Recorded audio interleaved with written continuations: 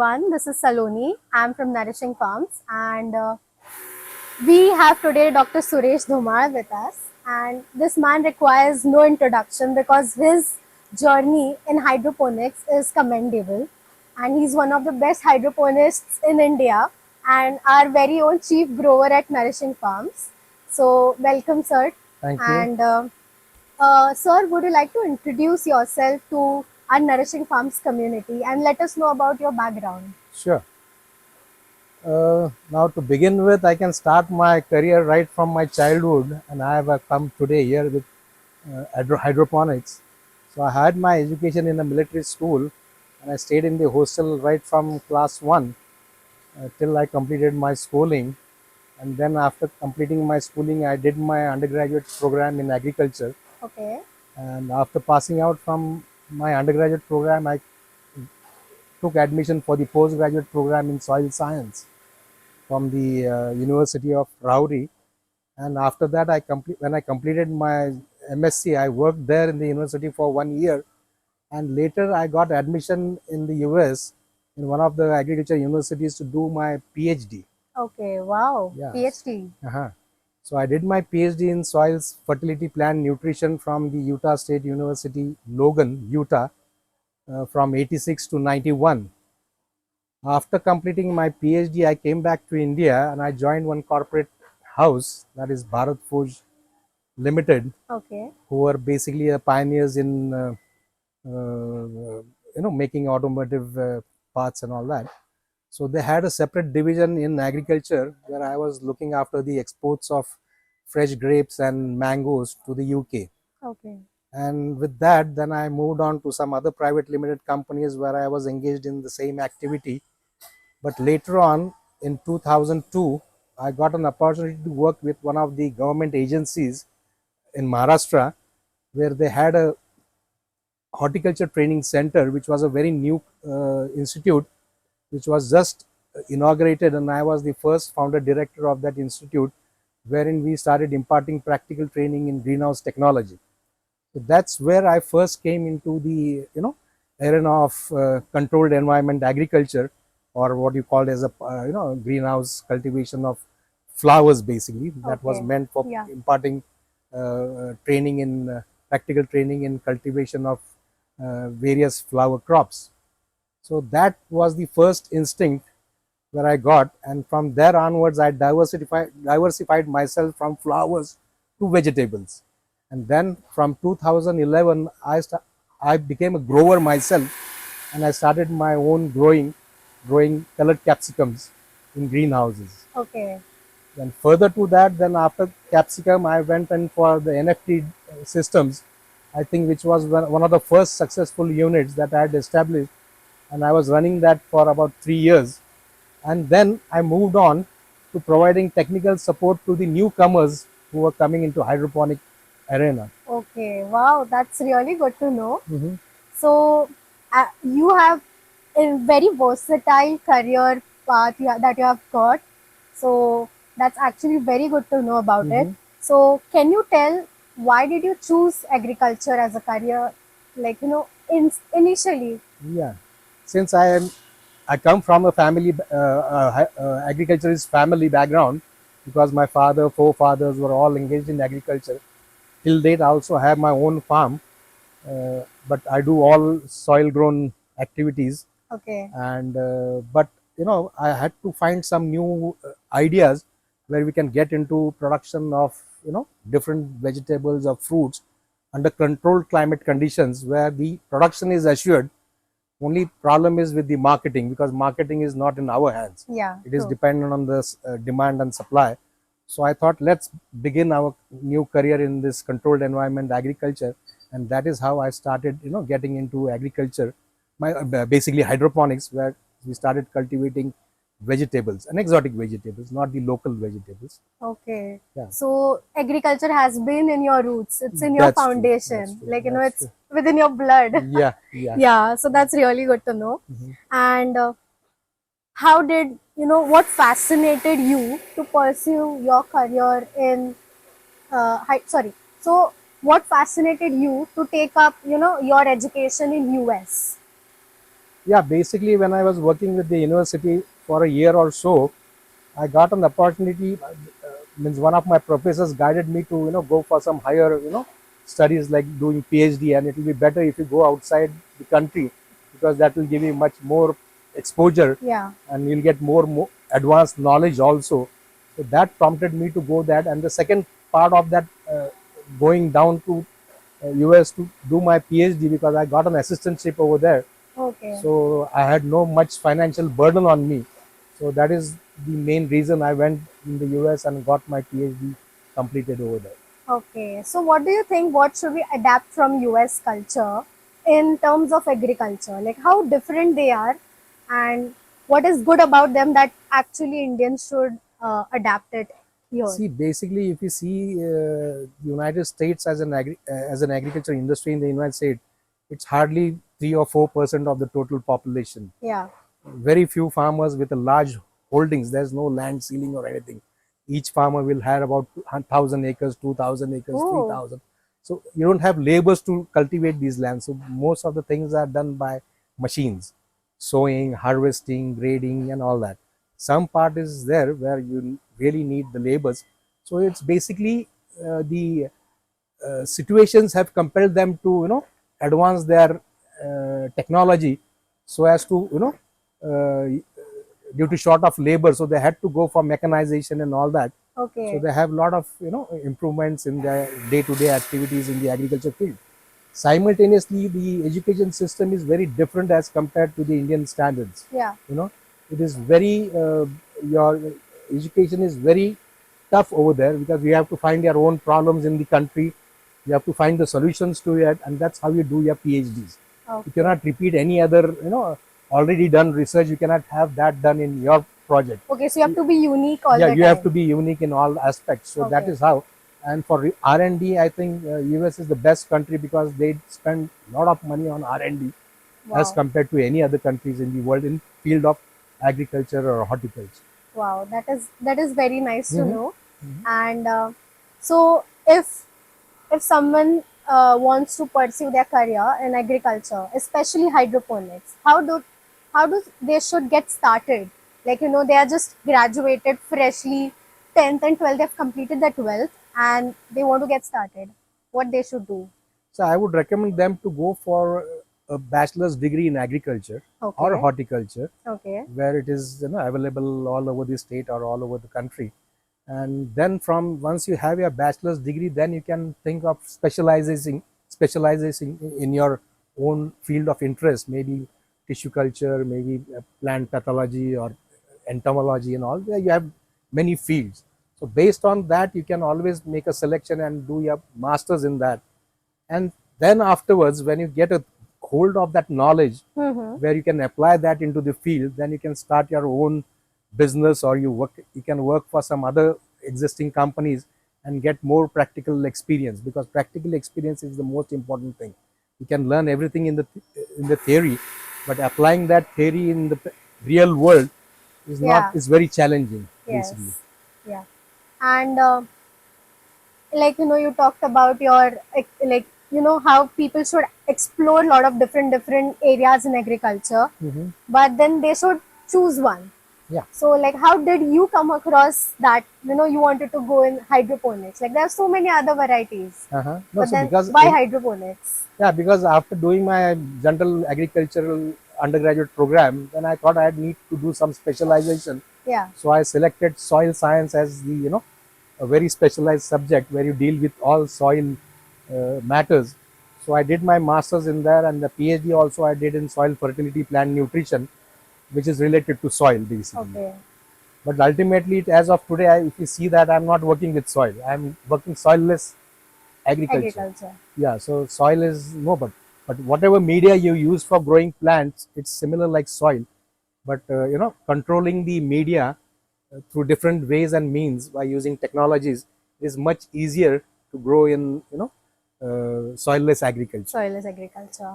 Coming to soilless agriculture, a lot of people think hydroponics is like growing on water only.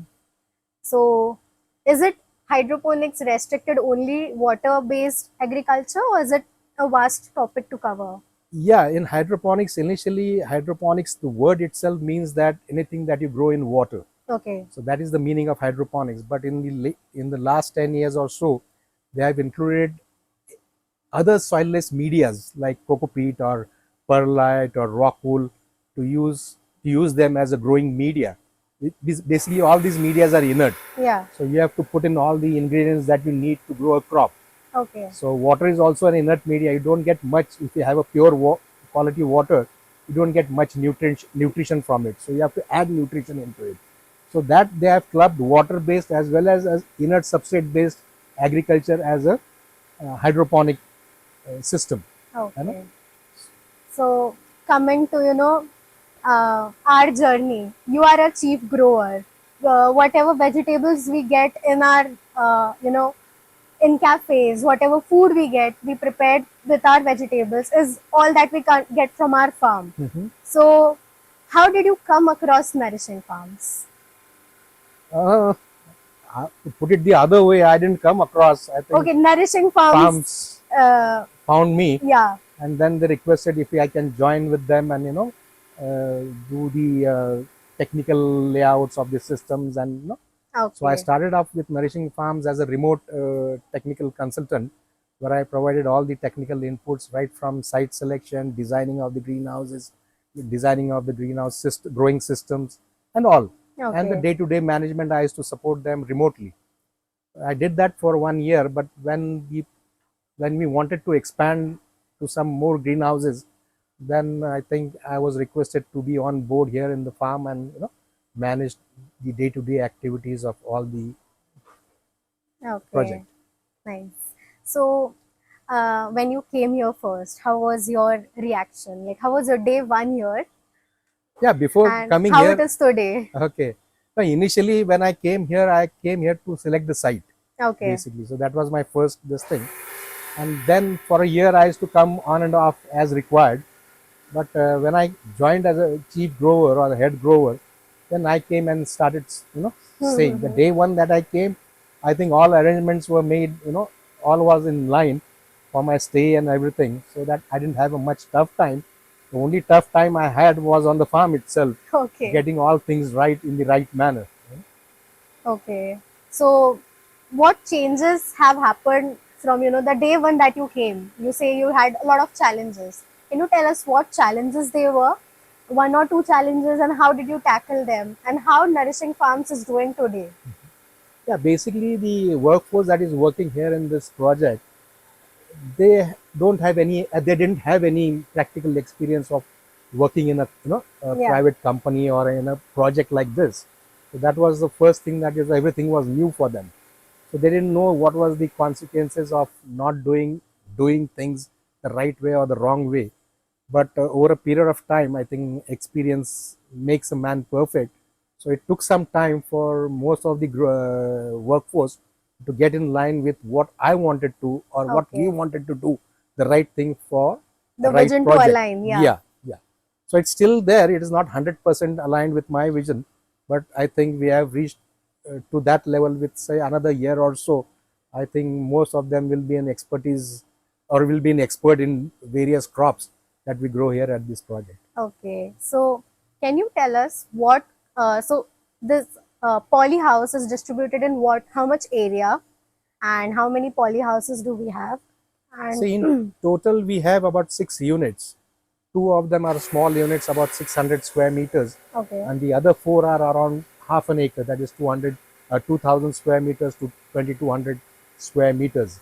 So the total area would be around 3.75 acres, which is under the polyhouse structures. Okay. Yeah.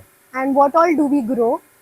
Basically, in the NFT system, we grow leafy lettuces, as well as some other herbs like kale, then rocket or Okay. spinach.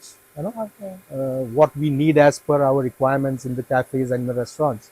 And in the other major greenhouses, the big ones, we are presently growing cherry tomatoes and colored bell peppers. Oh wow. Yeah. Yesterday we had taken a tour Yeah, and they look very good, like yeah, very yeah. colorful.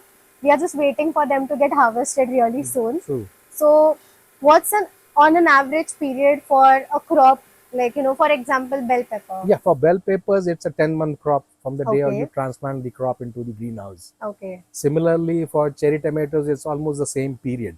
Okay. And now in the small another greenhouse that we are planting a new crop, that is cucumbers plus gherkins. Half will be under cucumber and half will be under gherkins. So that is for in-house consumption itself. Okay.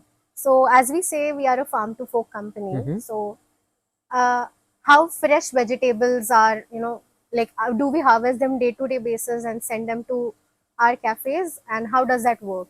Yeah, basically we do harvest the day before it reaches the cafes or the Okay. kitchen in Pune. Okay. So we harvest today late afternoon, pack it, sort it, do all the post-harvest activities like sorting, grading, packing, and at the late evening it is dispatched to Pune, Okay. where it is received by our staff in Pune in the early mornings, Okay. and that's when we start processing and preparing the recipes Oh, and then dishes. that means our customers are getting fresh vegetables True. every True. single day. Okay, Right. that's really good Yeah. to know. And the systems that we adopt for growing all these crops, it also helps to enhance the shelf life of this produce. Okay. Yeah. Okay. And what system are we using? Are we growing it on water, or are we growing it as you mentioned, like coco peat, or Yeah. what? Like what So for exactly we are leafies, doing? we all use water as a growing medium. Okay. That is the NFT system, wherein we purely grow it on water.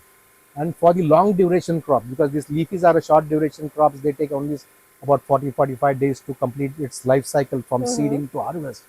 But with fruity vegetables like capsicum, cucumbers, or cherry tomatoes, they are long duration crops, so they cannot be grown in water based systems. Okay. Technically it can be grown, Mm-hmm. but it's not a feasible option.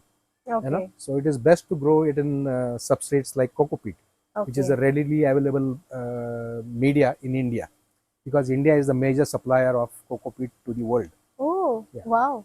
And so we, we keep on saying that we do residue free, Mhm. fertilizer free, pesticide free.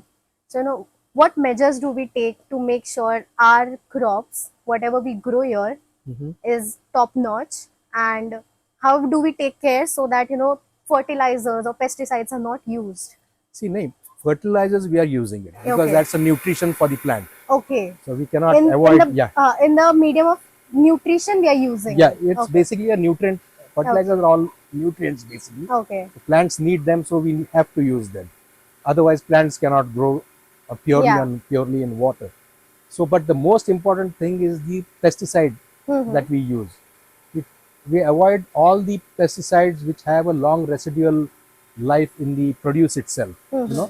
So we don't want to keep any residues in the produce that we are going to eat.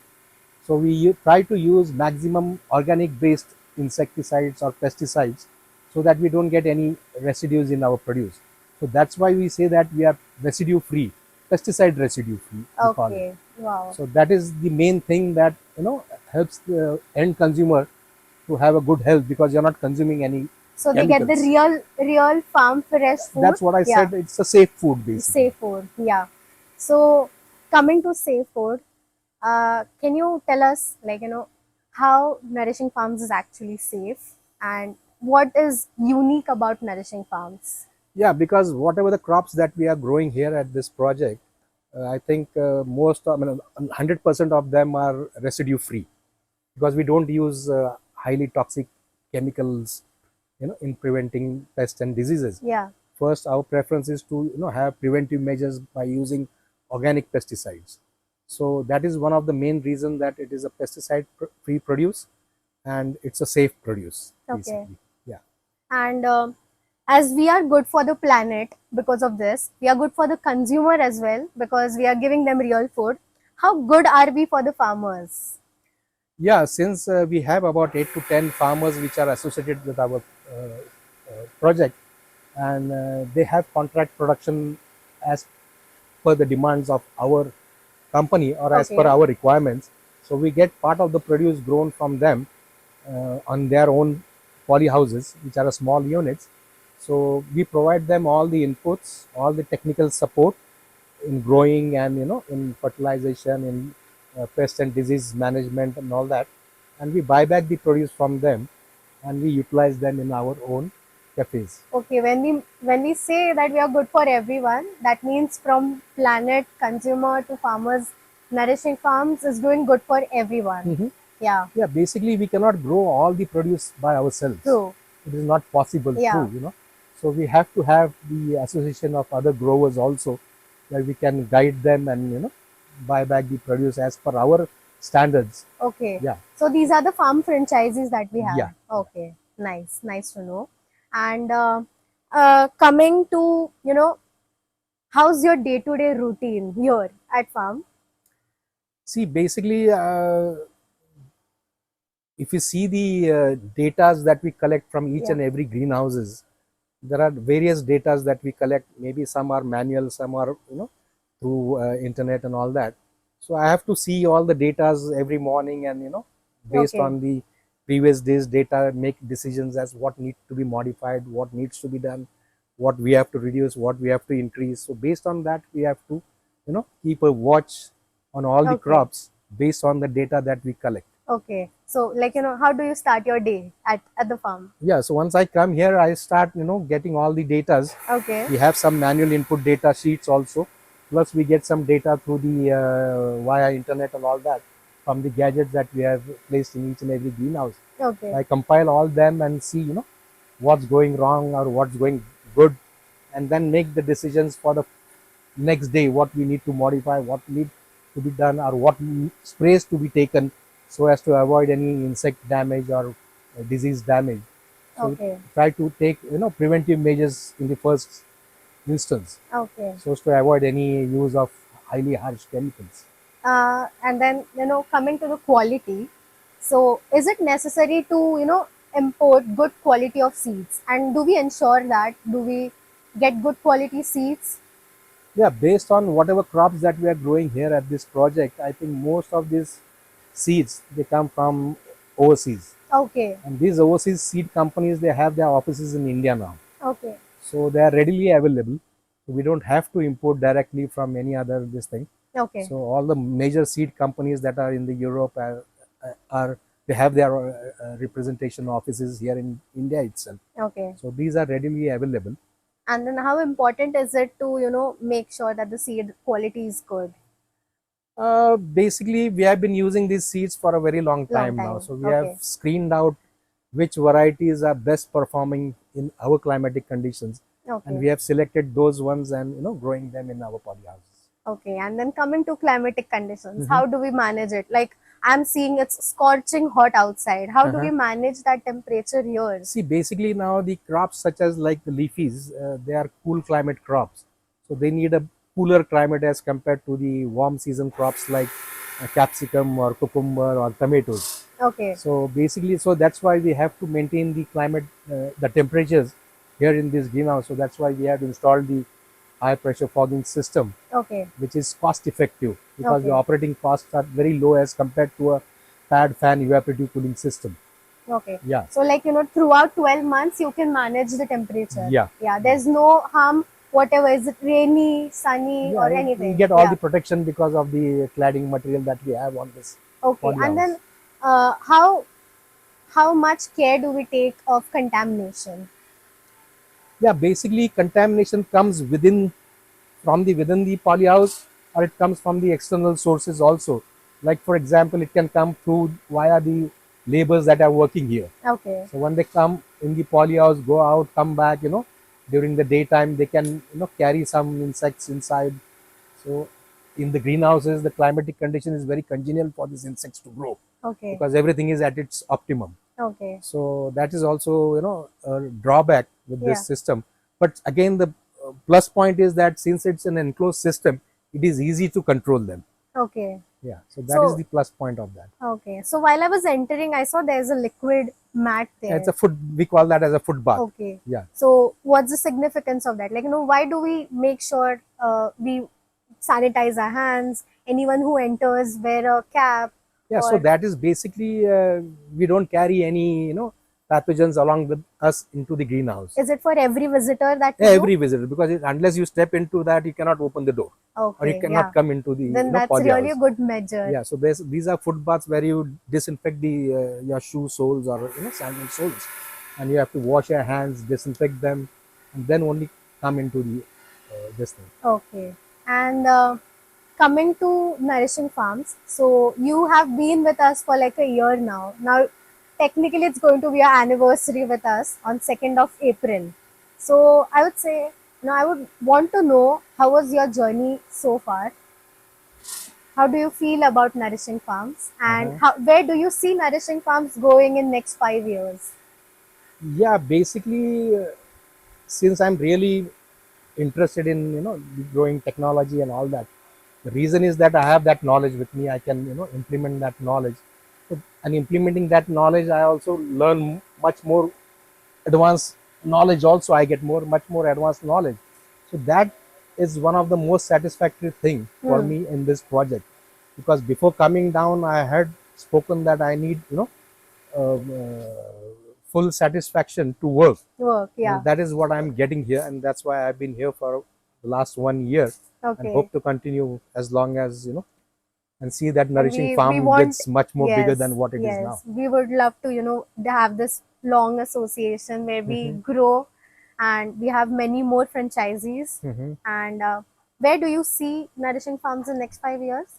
Yeah, based on the produce that we're utilizing for our cafes or for our kitchens and all that, my intention or my thought is that basically all whatever required produce that is needed should come from a reliable source.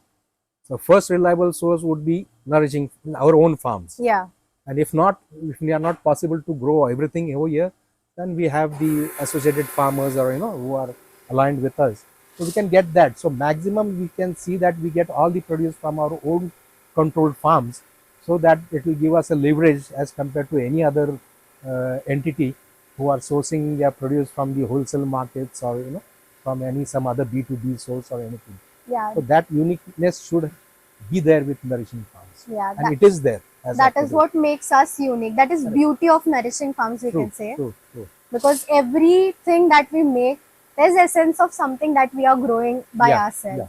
And as we are going to launch our ready to eat products within few months, so we were discussing and I got to know, and that's very surprising to know that every bottle, whatever, like dressing or spread that we are making, has got one or the other main ingredient that is grown in our farm. True. So that is so wonderful to know that we are making sure that we stick to our motive. So that is basically one of the uniqueness of the company, Yeah. as compared to any other products that are available in the market. Yeah. We are one of them, that we have our own production where we use our own ingredients, whatever is possible, into our products. Yes, that's really, and as our tagline goes, so recently, we were like, our tagline is serving farm fresh food for healthier lifestyles.